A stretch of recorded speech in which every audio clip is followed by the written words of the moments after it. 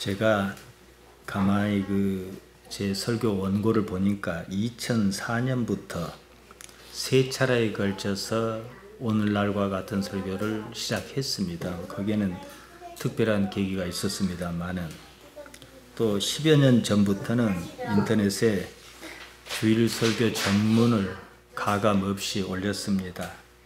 기록이 그대로 있어요. 그러다 보니까 했던 설교를 이렇게 저렇게 하기가 어려워요. 물론 지난번 했던 내용 중에서는 필요한 것을 인용할 수는 있습니다만은 무슨 말씀이냐, 일단 하고 싶은 설교는 다 했습니다. 그 안에 다 들어있습니다. 사람 사는 문제가요. 그렇다고 주일이 돌아오지 않는 것은 아니니까 오늘부터는 성경을 강의하려고 합니다.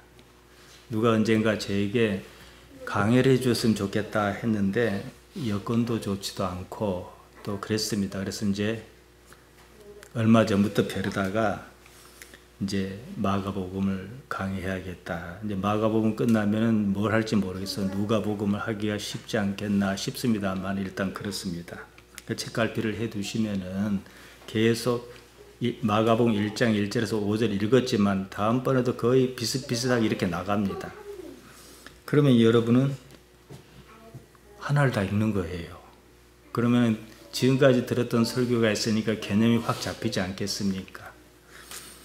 마가복음을 중심에 놓고 다른 복음서와 비교하면서 함께 살펴보려고 합니다. 그렇게 하다 보면 이제 성경을 보는 기준이 생겨요. 그러니까 제가 원하는 것은 뭐냐 그러면은 마가의 시야로 세상을 보자는 거예요. 우리는 예수님을 직접 경험하지 못했습니다. 마가는 했잖아요. 복음서를 통해서 성경을 보는 것입니다. 오늘날 기독교가 있고 유대교가 있고 이슬람교가 있지 않습니까? 불교는 다른 거니까 사실 불교보다 힌두교가 더 큽니다만은 힌두교는 인도 중심, 인도나 동남아, 인도네시아나 이런 데에 좀 있고 그렇지만 불교는 좀 퍼져 있으니까 3대 종교니 그러는데 이 기독교, 유대교, 이슬람교는 사실 뿌리가 같아요. 이 세 종교는 구약 성경을 공유한다 이렇게 보시면 쉽습니다.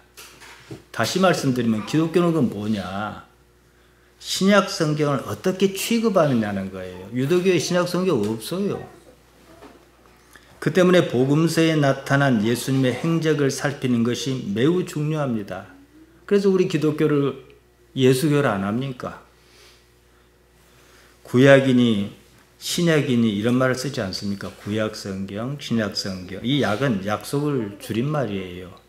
오래전 약속, 구약입니다. 새로운 약속, 신약입니다. 오래전 약속을 이스라엘 사람들은 토라다 그래요. 토라, 율법입니다. 모세를 통해서 이스라엘 민족이 주신 겁니다. 그러니까 우리는 구약, 오래된 약속 이렇게 얘기를 하지만 이 사람들은 그렇게 생각 안 하겠죠. 근데 오래된 약속, 오래전 약속이 있으려면 반드시 새로운 약속이 있어야 오래전 약속인 거예요. 새로운 약속이 없으면 오래전 약속은 아니잖아요. 계속 유효한 약속이잖아요. 그리고 우리가 쓰는 말이죠. 어느 날 나사렛에서 어떤 분이 나타났단 말이에요. 새로운 약속을 들고 나타나셨습니다. 이게 복음이에요. 옛 약속은 새로운 약속이 등장하면서 옛 약속은 뭡니까? 없앨 것은 없애고 또 수정하고 보완해서 새로운 약속에 포함해요. 그러니까 옛 약속은 사실상 필요 없는 거예요. 참고할 만한 것이죠. 왜 새로운 약속이 이렇게 등장했는가 하는 용도로 옛 약속이 필요한 거예요.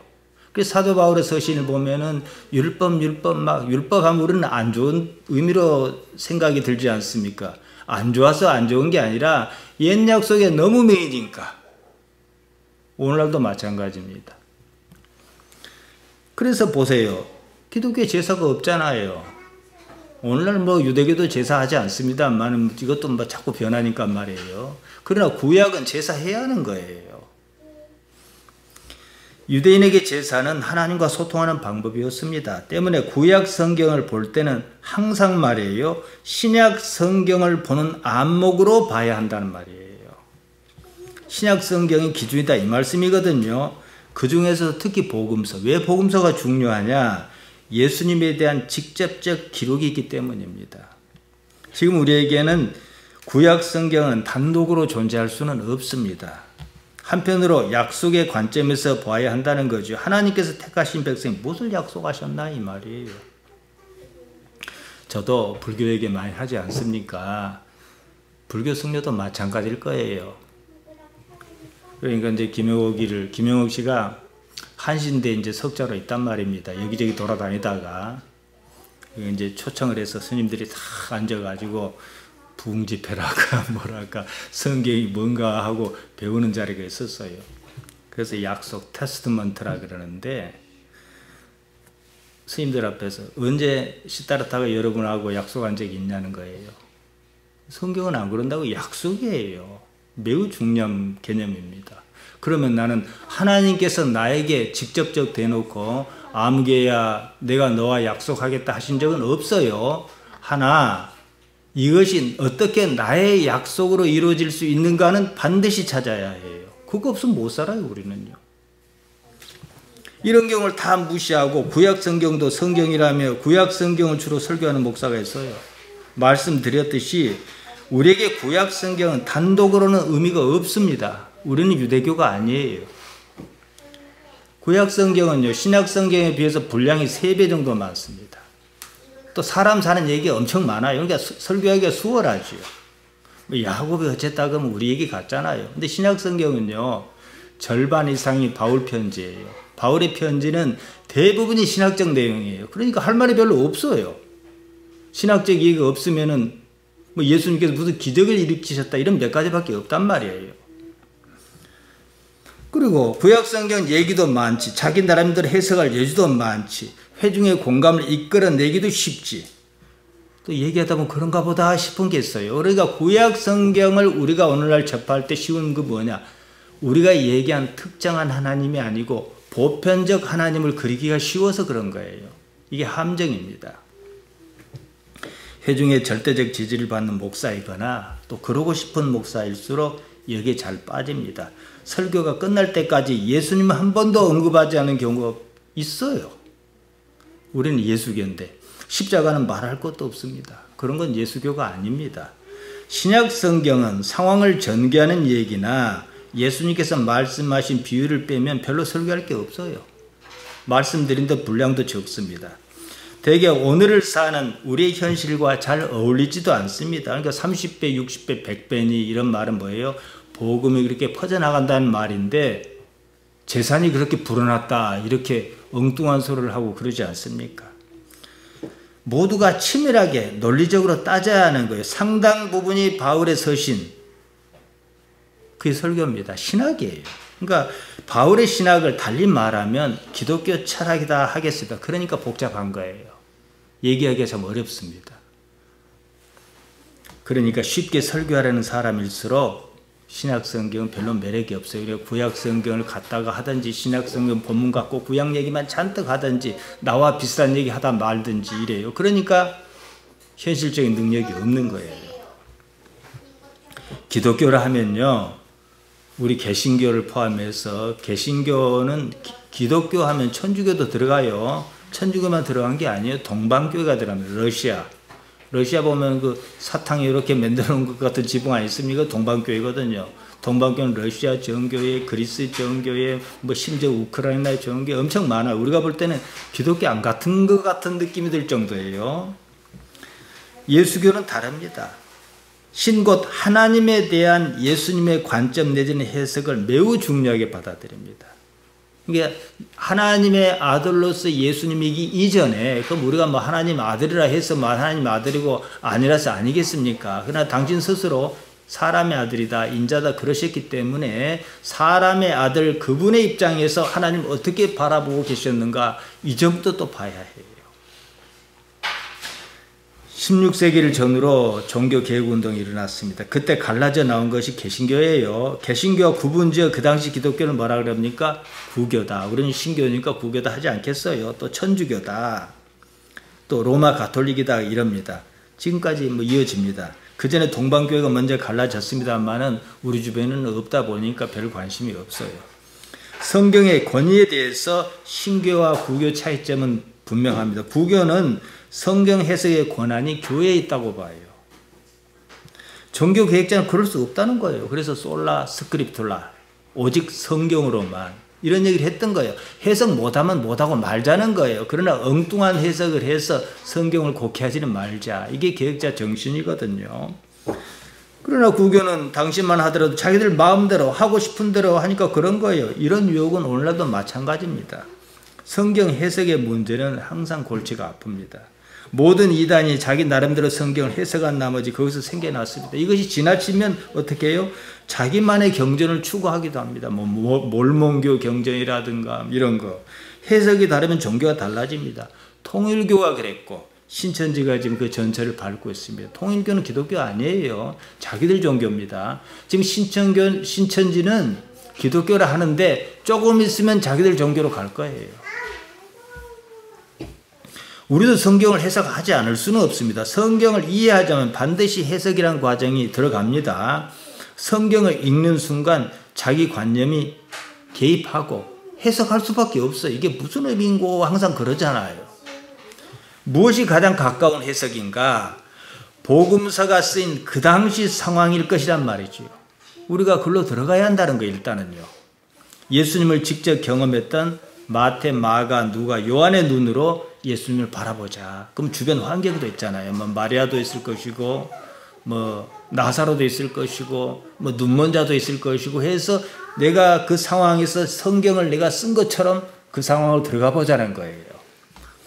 신약 성경은 뭐 되게 마태, 마가, 누가, 요한 이렇게 시작합니다. 그중 마태, 마가, 누가 복음을 공관 복음이다. 같이 본다. 관점이 같다는 거지요. 요한복음은 나중에 충분한 시간을 가진 후에 쓰였습니다. 그래서 신학적 성격이 매우 강합니다. 주의할 점이 있어요. 뭐 우리가 가진 책을 성경이라 안 합니까? 성경은요, 하나님께서 쓰신 게 아니에요. 사람 개인이 쓴 저작물입니다. 그러니까 저작권이 있어요. 마가복음 마가에게 저작권이 있는 거예요. 근데 마가가 나는 저작권 행사 안 할래. 다 봐. 이렇게 한 거잖아요. 마태가 썼기 때문에 마태복음, 마가가 썼기 때문에 마가복음입니다. 정확히는 마가가 전하는 예수님의 복음입니다. 저작물에는 쓴 사람의 생각, 저자의 관점이 들어갈 수 없다는 점을 이해하고 덤벼야 해요. 거기서 이 저작자, 마가는 무슨 생각으로 썼을까? 여기까지도 따져볼 능력이 있어야 하는 거예요.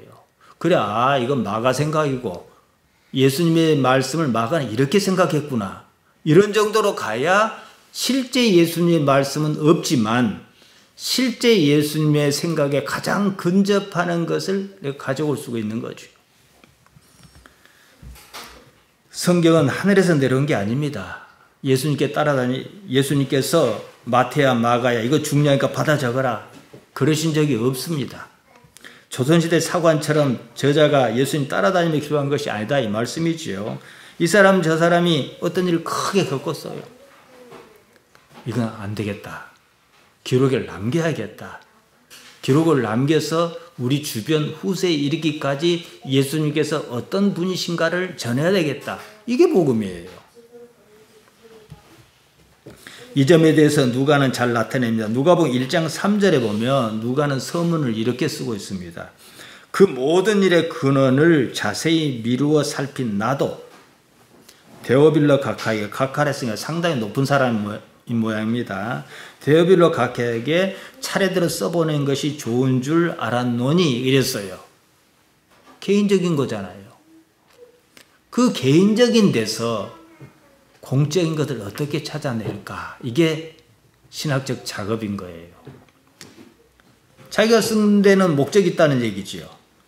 예수님께서 함께 하시다 고난당하시고 이어 부활승천하셨습니다. 제자가 이 광경을 목격했습니다. 정신을 차리고 보니까 정말로 광풍과도 같은 사건이었습니다. 그냥 자기 혼자 기억으로 묻어둘 수는 없다는 생각이 들었어요. 그래서 쓴 거예요. 성경이 하늘에서 뚝 떨어진 것이라면 좋겠다. 이래라 저래라 했으면 좋겠다. 그런 사람이 있습니다. 모세의 십계명이 그러지 않습니까? 그러면 절대적 권위를 가집니다. 모세의 말을 따를 수밖에 없는 상황이라면 더욱 그렇지요. 아무도 거기에 토를 달 수 없습니다. 당시에는요, 호렙산 그때 그 당시에는 그런 이유가 있었어요. 십계명이야 제한적인 내용을 담고 있으니 그럴 수 있습니다. 삶은 방대해요. 저마다 각자의 사정에 따른 정황이 있습니다. 성경 기록이 사람의 기록이란 데는 장점과 단점이 있습니다. 단점이라고 하면 그 사람이 쓴 내용이 과연 사실이냐 의심해야 한다는 거예요. 마태가 정말로, 마가가 정말로 예수님의 부활을 목격하고 그게 사실이란 말이냐 의심해야죠. 이게 단점이라면 단점이에요. 사건을 그 사람의 관점이라는 창문 너머로 볼 수밖에 없습니다. 한편으로 그것이 오히려 장점이라는 거예요. 저는 이 점을 중요하게 생각합니다. 마태, 마가, 누가복음을 공간복음이라고 말씀드렸습니다. 관점이 비슷하긴 하지만 그렇다고 똑같지는 않은 거예요. 똑같다면 하나만 쓰지 뭐 하려고 세 개를 쓰겠습니까?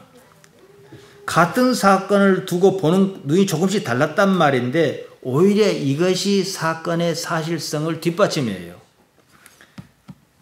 이 검사가 범죄자를 이제 피의자지요. 아직 재판을 안 받았으니까 잡아들였어요. 의심이 있단 말이에요. 범죄를 한 사실. 그러면 증인을 부르지 않습니까? 그럼 이 사람 얘기도 들어보고 이 사람 얘기도 들어보고 이 사람 얘기 들어봐서 피의자는 항상 거짓말 할 수밖에 없어요. 자기가 죄졌다고 말한 사람 드물어요. 증거가 명백하기 전에는. 그러면 이 사람의 말한 게 거짓말이다 하고 참을 찾아내려면은 이 사람 저 사람을 불러다가 증언을 듣잖아요. 근데 이 사람이 똑같은 관점으로 얘기를 하는 거예요. 말은 조금씩 달라요. 그러면 너가 범인이다 할 수 있는 거잖아요. 이렇게 봐야 한다는 거죠. 각자 같은 말을 하기도 하고 다른 말을 하기도 합니다. 이 이야기를 취합해서 거기서 한 줄기 맥락을 뽑습니다. 거기에 일관성이 있다면 믿지 못할 이유가 없다는 겁니다. 제가 목사로서 신앙인으로서 좀 의아했던 것 중에 하나는 과연 예수님을 믿을 생각이 있냐는 거예요. 보통 사람들이. 뭐 때문에 교회 다니냐는 거예요. 예수님 믿을 생각은 없고 그냥 뭔가 찜찜하다든지 교회를 가야 내가 먹고 살겠다든지 이런 거 아니냐는 거예요. 그것은 무교신앙이에요. 제가 좀 전에 말씀드린 대로 하는 말이 검사가 피의자 신문하듯이 우리는 마태, 마가, 누가를 신문해야 해요. 의심하고 따져라는 거죠. 그리고 믿으라는 거예요. 내가 의심할 수 없는 상황에 이르기까지. 떡 줄 사람은 꿈도 꾸지 않는데 김치국부터 마신다 하지 않습니까? 그대로 믿겠다는 것은요. 떡 줄 사람 생각 안 하고 떡 받을 내 마음대로 생각하겠다는 거예요. 떡 줄 사람이 떡을 줘야지 내가 받든지 말든지 하는 것이지 내가 받겠다고 해서 받아지는 건 아니에요. 믿기 전에 성경 기자가 무슨 의도로 썼는가 이것을 이해하려고 해야 합니다. 흔히들 저지른 실수가 2000년 전에 살았던 사람이 쓴 것을 21세기에 사는 자신의 관점으로 자신의 관념으로 믿겠다는 겁니다. 게다가 우리와 풍토가 전혀 다른 머나먼 이스라엘 땅입니다. 유대인은요 유목민 전통이 있었습니다. 우리나라는 아주 유목민 전통이라는 농경사회를 오랫동안 이루고 있었기 때문에 안 맞아요. 희생제사는 개념 자체가 안 맞아요. 시공간이 다르고 기후가 다르고 문화가 다르죠. 환경도 다릅니다. 요것 때문에 싸우는 사람들이 있어요. 뭐 피아노 파다 무피 파다 피 파다 피아노가 옛날에 있었냐 해서 우리는 피아노가 없애야 한다 이런 데도 있어요. 그러니까 그것은 의미가 중요한 것이지 피아노가 있었냐 없었냐 중요한 게 아니에요. 옛날에 무슨 자동차가 있었냐 나는 예수님식으로 살래 그래서 자동차 안 타는 사람이 있냐 이 말이에요. 그 비슷한 데가 있긴 있습니다만 개인이든 집단이든 인간의 의식은 끊임없이 변합니다. 자신이 속한 환경의 영향을 받지요. 그 영향력은 유전자처럼 작동합니다. 이를테면 환경 유전자지요. 신천지 같은 이단이 있지 않습니까? 신천지뿐만이 아니라 수많은 이단이 생겨났다 사라지곤 했습니다. 모두가 이런 문제입니다. 그들은 자신이 이런 함정에 빠졌다는 사실조차 인지하지 못합니다. 기독교가 살아남은 것은요. 완벽하게 옳아서가 아니에요. 그나마 그때그때 옳은 방향으로 나아가려고 시도했기 때문입니다. 중세 때 마음에 안 든 사람을 자기들 나름대로 마녀라고 그래서 죽이지 않았습니까? 그럼 그때 마녀가 지금도 마녀여야 하잖아요. 근데 그때 우리가 잘못했습니다 했기 때문에 살아남았다 이 말이에요. 원래 의미는 바뀌지 않아요. 뭐 태양이 지구를 돈다고 막 우기던 시절이 있었어요. 그걸 거꾸로 얘기하면 막 잡아 죽이겠다 그랬고 갈릴레오를 잡아다가 종교재판에 회부하고 그러지 않았습니까? 그런다고 그러냐는 거예요.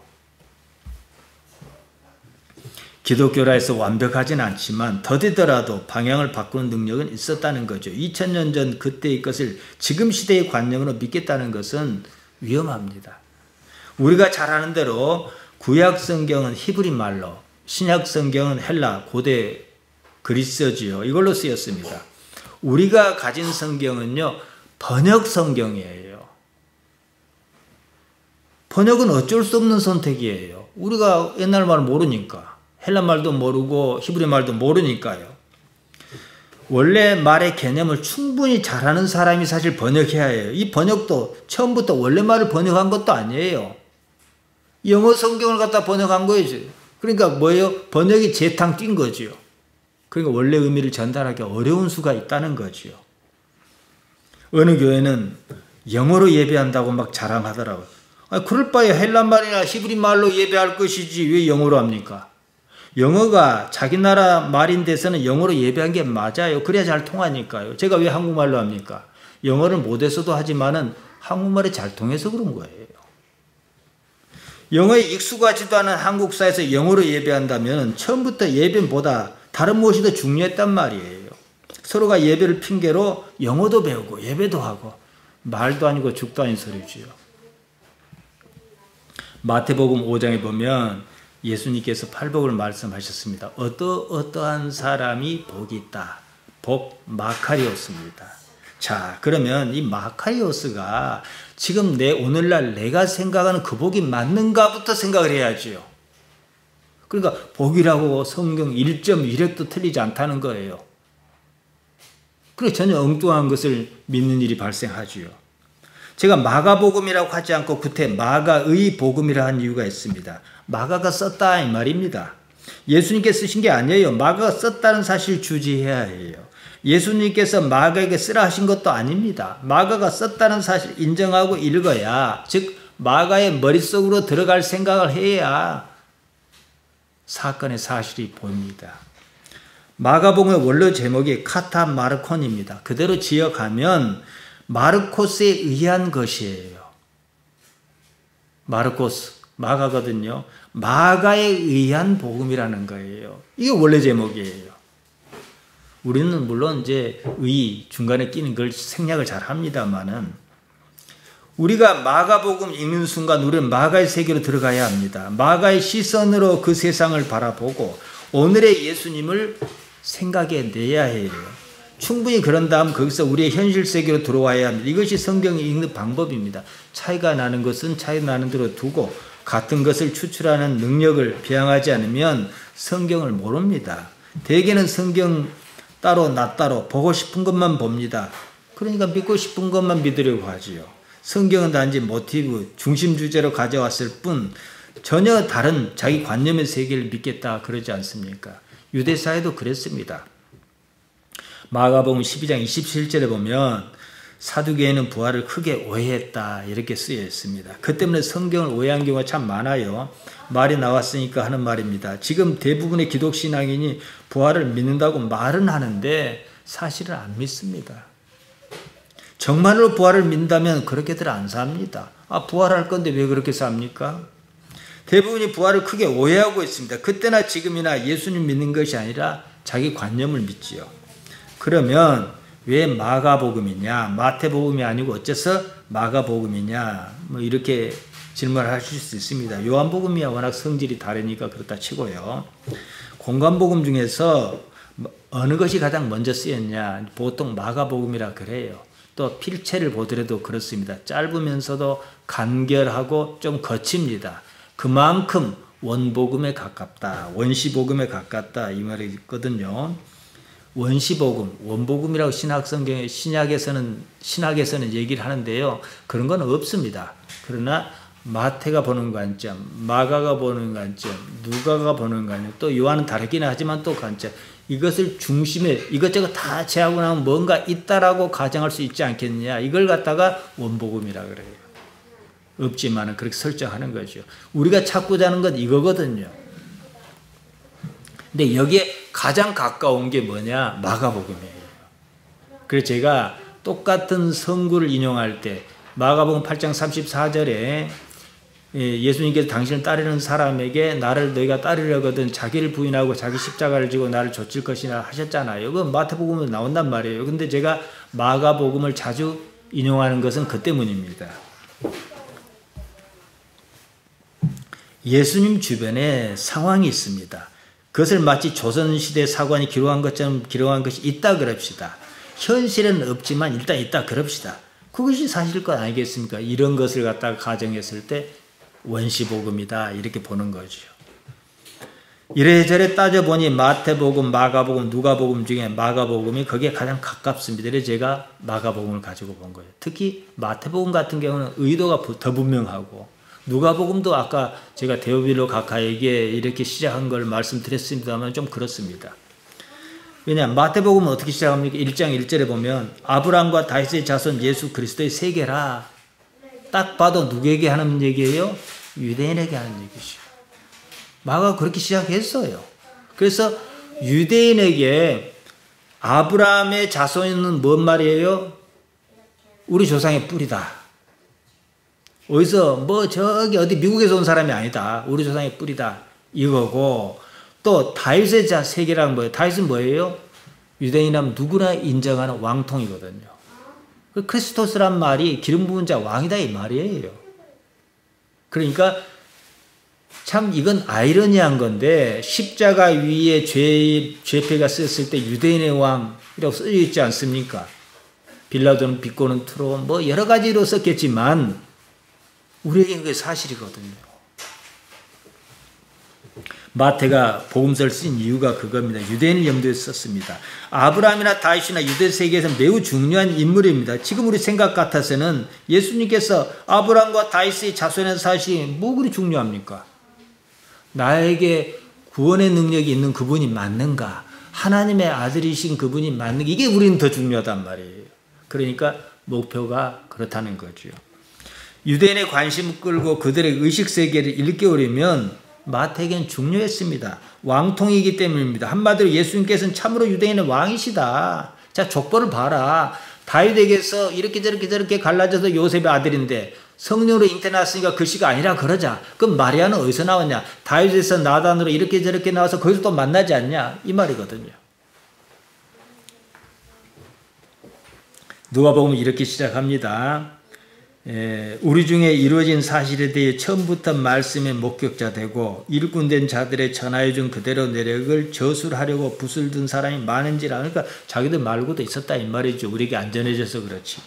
그 모든 일을 근원부터 자세히 미뤄 살핀 나도 데오빌로 각하에게 차례대로 써 보내는 것이 좋은 줄 알았노니 이는 각하로 그 배운 바 확실함을 알게 하려 함이라. 그러니까 데오빌로라는 사람이 여기에 예수님 사건에 대해서 관심이 엄청 많았던 사람인 것 같아요. 그리고 누가가 의사였기 때문에 또 친분도 있었을 것이고, 그러니까 가까운 사람에게, 마음 있는 사람에게 좀 자세히 써주면 이 사람이 믿음의 확신을 거하지 않겠느냐. 이게 누가의 생각이지요.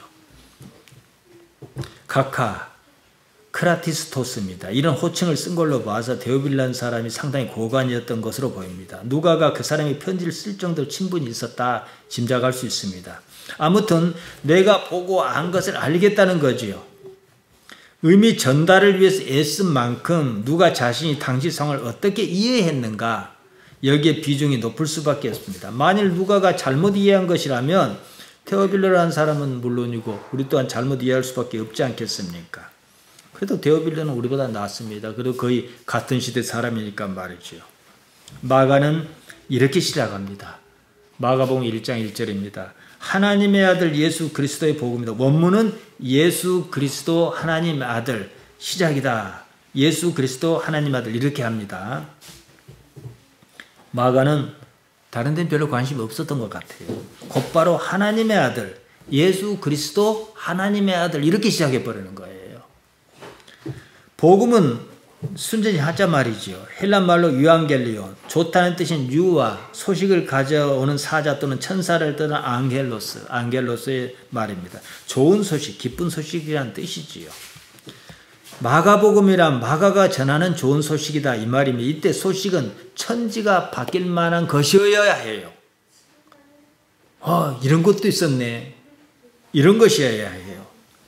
충격으로 받아들일 만한 얘기여야 합니다. 그렇게들 느끼는지 잘 모르겠습니다만 한마디로 예수님의 복음은 들었다 하면 반드시 깨달아야 하고 인생이 바뀌어야 해요. 안 바뀌면은 여기로 갔다가 여기로 간 거지.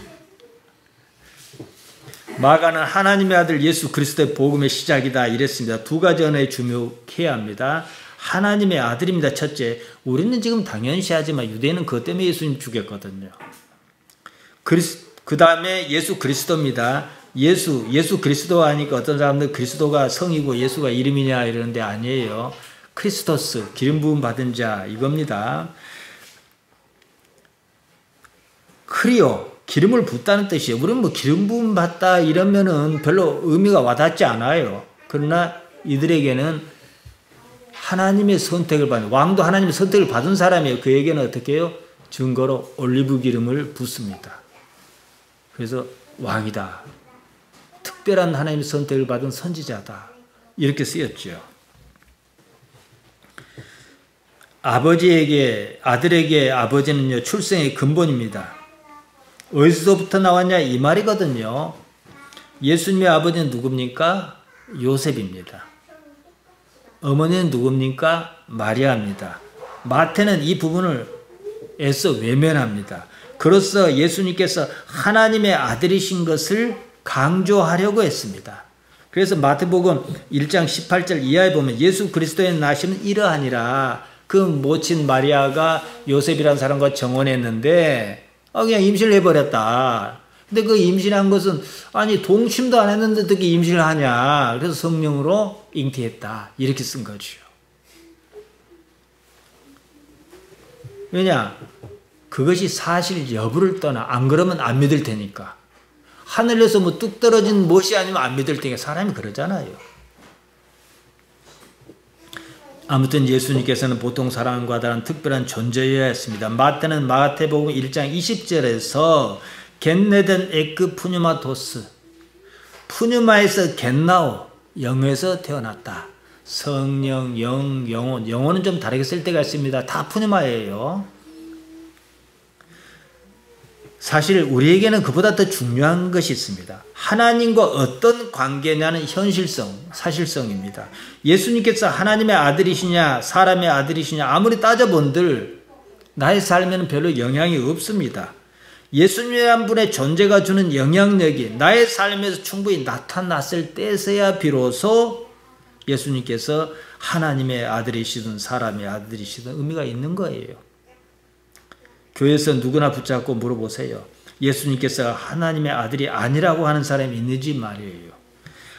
예수님을 하나님의 아들이라고 믿을 수 없어서 담임 목사 자리 세습하고 그런 거잖아요. 예수님께서 하나님의 아들이 아니어서 우리 교회를 문 닫게 만드는 건 아니잖아요.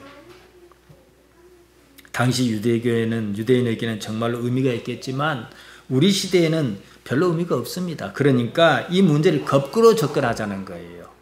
뭐 그걸 따지는 게 중요한 게 아니라 거꾸로 접근하자는 거죠. 사람의 아들이신 예수님께서 하나님의 아들이신 증거가 내 안에 있는가? 이 말이지요.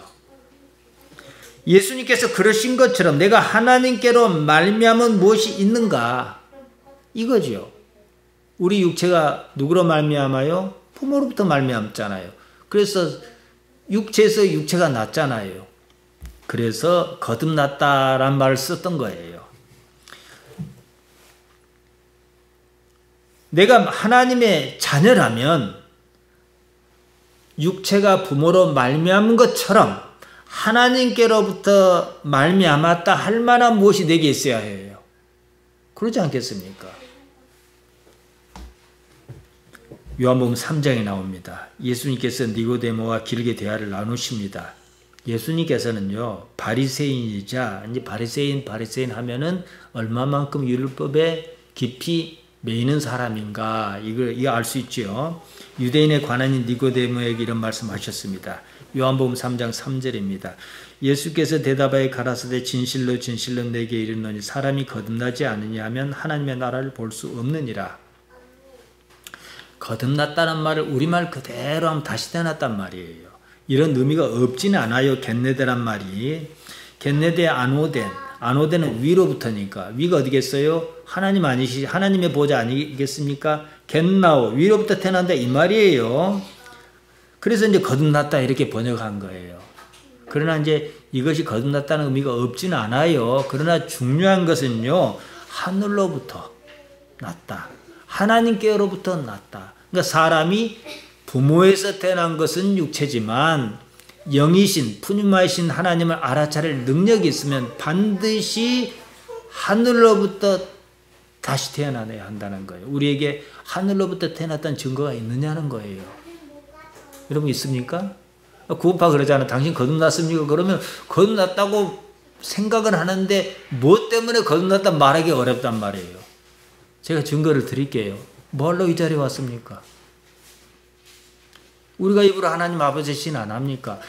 여러분이 의무적으로 나는 교인이니까 교회 가야 해. 이것도 나쁘지는 않아요. 그러나 항상 말씀드리지만 내가 뭐 하려고 여기 왔는가 한 번쯤 생각하셔야 해요. 의자에 딱 앉는 순간 내가 뭐 하려고 여기 왔지?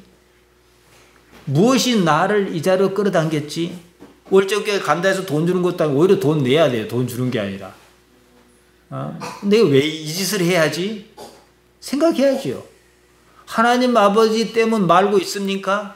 그러니까 하나님 때문, 하나님으로 말미암은 거, 이거 하나님의 자녀란 증거예요. 예수님께서는 제가 거듭 말씀드려 우리와 똑같은 입장에서 보자는 거죠. 하나님 아들 예수님 말고 사람의 아들로 봅시다. 하나님 아버지를 부정할 수가 없기 때문에 당신께서 하나님으로 말미암았다는 사실을 부정할 수 없었기 때문에 이것이 결정적으로 충돌을 일으킨 사건이 발생해요. 십자가잖아요. 십자가는 육신을 없애야 하는 거예요. 그러면은 하나님의 아버지로 말미암았던 사실을 없이 할 것이냐, 육신을 없이 할 것이냐, 양자택일에 괴로운 순간이 있었어요. 육신을 버렸죠. 이걸 부정을 못하니까 우리도 거의 아직은 아니겠지만 거의 그 순간에 이르렀잖아요. 나이를 먹으면 그렇게 가능해요. 사람은 부모로부터 한번 태어났습니다. 그것 가지고 하나님의 나라를 깨달을 수 없어요. 지각할 수 없습니다. 반드시 하나님으로부터 겟나고 태어나야 합니다. 이런 식으로 어떤 사람이 하나님으로 말미암아 태어났습니다. 그가 하나님의 아들이지 누구겠습니까? 이렇게 자신으로 확장해야 합니다. 나에게서 하나님의 자녀, 딸이든 아들이든 그런 증거가 있는가? 이것부터 따져야 한다는 거예요. 이게 요한복음 10장 34절 35절입니다. 성경은 패하지 못하나니 하나님의 말씀을 받은 자를 하나님이라 하셨거든 그러셨단 말이에요. 이런 의식이 있어야죠. 말만 나는 하나님의 자녀고 하나님께서 그 자녀를 사랑하신다 말만 했지 안 믿어요 다들. 남이에요 하나님은. 그냥 그렇게 하는 게 이기니까 그런 것 같아요. 그러나 내가 실제로 예수님께서 사람의 아들 마리아의 아들이 그렇게 느꼈던 것처럼 하나님의 아들이라는 의식이 있다면 세상을 어떻게 살겠냐는 거예요. 이게 복음이에요. 여러분이 사는 것이 뭐 엉망진창이든 죽든 말든 상관없어요. 내가 하나님의 딸이고 아들인 사실은 부정 못해요. 이런 삶일 때 여러분은 어떤 선택을 할 수 있을 것 같습니까? 이거 생각하자는 거죠. 예수님께서 하나님의 아들이시든 말든 나한테는 안 중요해요. 무슨 뭐 그런 말이 있냐 싶겠지요. 내가 하나님의 아들이 맞냐 안 맞냐 이게 더 중요한 거예요. 이 관점에서 당신은 그러면 어떻게 해서 당신 스스로를 하나님의 아들이라고 생각하셨냐 이 말이에요. 우리는 왜 생각하죠? 예수님의 복음은 다른 것 아니에요. 이것을 내가 어떻게 실현할 것이냐는 거예요. 여러분이 이것을 깨달으면 오늘부터 여러분은 전혀 다른 세상에 들어갑니다. 그 능력으로 세상을 살 수 있어야 해요. 우리는 하나님을 아버지라 부릅니다. 예수님께서 그리 가르치셨습니다. 이것이 신약 성경 예수님의 복음에서 가장 독특한 점입니다. 제가 발견을 못했어요. 어느 종교도 창조주를 아버지라 하는 데는 없습니다. 요한복음 10장 30절에서 그 당시 상황이 나옵니다. 유대인이 예수님 죽이려고 기세등등했죠. 꼬투리를 잡아야겠는데 못 잡겠는 거예요. 그러다가 하나 탁 잡았어요. 나와 아버지는 하나님이라. 그냥 요한복음 10장 30절에 말씀해 버리시는 거예요. 이제 됐다. 10장 33절은 네가 사람인데 자칭 하나님이라 했다. 너는 신성을 못 오겠다. 그러니까 죽어야 한다. 이래서 죽었어요. 오늘날 우리가 유대사에서 우리 다 죽었어요. 유대인은 하나님의 자녀인 것을 거부했습니다. 말로는 어떻게 감히 하나님을 아버지라 하냐 이랬습니다. 그러나 실제는 하나님을 저만치 두었습니다. 성막 안에 가두었습니다. 성전 안에 가두었습니다. 지성소 안에다가 꽁꽁 묶어 두었습니다. 그리고 제사장이라는 양반이 자기 하고 싶은 대로 했습니다. 오늘날도 그러려고 그러잖아요. 마가는 자신이 전하고 싶은 얘기를 시작합니다. 하나님의 아들 예수 그리스도 복음의 시작이라. 예수님을 매개로 우리가 하나님을 아버지로 알게 했으면 좋겠다. 이것이 마가의 의도예요. 우리는 이 삶에서 여차저차해서 하나님을 알았습니다. 그 하나님께서 아버지라는 사실을 아는 데까지는, 아버지란 말은 무수하게 내 입에서 하긴 하지만은 그 사실을 사실로 인지하고 신하는 데까지는 상당한 시간이 걸리고 고통이 따릅니다. 왜냐? 나를 버려야 하니까요. 아버지 생각과 내 생각은 같을 수가 없어요. 전부터요. 희생도 따르지요. 정말로 그런가 하고 많은 것을 겪어야 합니다. 자기를 버린 일이 있어야 해요. 대개는 이것을 싫어하지요. 자기가 하고 싶은 것, 이루고 싶은 것을 우선시합니다. 그래가지고 천년만년 살 것 같으면 좋습니다. 그러지 않는다는 거지요. 하나님을 아버지로 알면 모든 것이 끝납니다. 내가 생각했던 모든 것, 내가 추구했던 모든 것은 그 앞에서 그렇게 중요하지 않습니다. 그냥 저녁에 끼니 앉을 거 있으면 족한 거예요. 우리 기독신앙은 영생을 말하지 않습니까? 영원한 삶이란 말이에요. 조엔 아이오니온. 영생이란 것은 하나님과 관계 가운데 일어납니다. 왜냐? 하나님께서 영원자시니까. 그러니까 하나님과 관계없는 영생은 그런 일도 없지만 있다 해도 고통만 더할 뿐이고 아무런 의미가 없습니다. 하나님 없는 영생이 무슨 의미가 있겠습니까? 그러니까 영생은 하나님께서 내 아버지시란 사실, 이보다 더 깊은 관계는 없잖아요. 이게 바로 영생이라는 거예요. 영생은 오래오래 사는 그런 개념이 아닙니다. 하나님께서 시간을 만드셨잖아요. 시간은 하나님께는 아무런 의미가 없습니다. 우리가 속한 이 우주만 하나도 이별과 저별의 시간이 달라요. 내가 속한 이곳의 시간을 절대시할 이유가 없습니다. 이곳 시간을 가지고 영생이 뭐니 따지는 것은 고대 사회에서 지구가 우주의 중심이라고 생각했던 것과 똑같습니다. 오늘은 여기서 정리하렵니다. 우리는 예수님으로 말미암아 하나님을 아버지라 부르기에 이르렀습니다. 내가 사는 이 삶에서 하나님을 그만큼 현실적인 존재로 인식하며 사느냐 이 말입니다. 몸은 어차피 죽어요.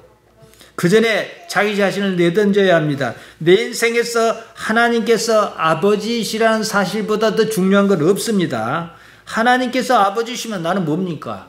그분의 자녀잖아요. 아버지는 자기 자신을 그냥 내버려 주지 않습니다. 악한 자라도 자기 자신을 챙깁니다. 마태복음 7장 11절에 그 말씀 하셨잖아요. 너희가 악한 자라도 좋은 것으로 자식에게 줄 줄 알거든 하물며 하늘에 계신 너희 아버지께서 구하는 자에게 좋은 것으로 주시지 않겠느냐. 하늘에 계신 너희 아버지, 이 하늘은 저기 우리 손이 안 닿는데 하늘이 아니고 온 천하를 관장하는 그 하나님 보호자를 말해요. 그 아버지가 책임지지 않겠냐. 그러니까 내 자신을 조금은 내던질 필요는 있겠지요. 옳은 가치를 위해서. 그래서 할만하거든. 믿음도요. 천리길도 한 걸음부터라고 믿은 대로 해보는 데서 생기는 거예요. 조금씩. 그래서 큰 믿음이 생기는 것이 처음부터 큰 믿음은요. 그건 허세예요. 여러분, 우리가 어차피 이 삶을 삽니다. 이 삶을 사는 중에 내 삶에 많은 일이 부딪힐 거예요. 남편하고도 부딪히고 아내하고 부딪히고 자식하고도 부딪히고 사회에 부딪히고 금전적인 문제에 부딪히고 건강 문제로 부딪히고 이걸 좋다 나쁘다 평가하기 이전에 이 일에 어떻게 하나님 아버지께서 나타나려 하시는가 생각하기 바랍니다. 하나님을 아버지로 아는데 모든 것을 거시기 바라요. 그로써 여러분에게는 평안의 세계, 세상이 주는 것 같은 평안의 세계가 널리 열릴 겁니다. 그게 바로 천국 삶이에요. 영원한 삶입니다. 하나님 나라 삶이지요. 이런 복락의 삶을 누리시기를 예수님의 이름으로 축복합니다. 하나님 우리 아버지, 모자란 우리를 택하였습니다. 하나님의 자녀로 확신을 가지고 살기에 부족하지 않도록 매일의 삶에서 아버지 하나님이여 증거를 주시옵소서. 예수님 이름으로 기도하옵나이다. 아멘.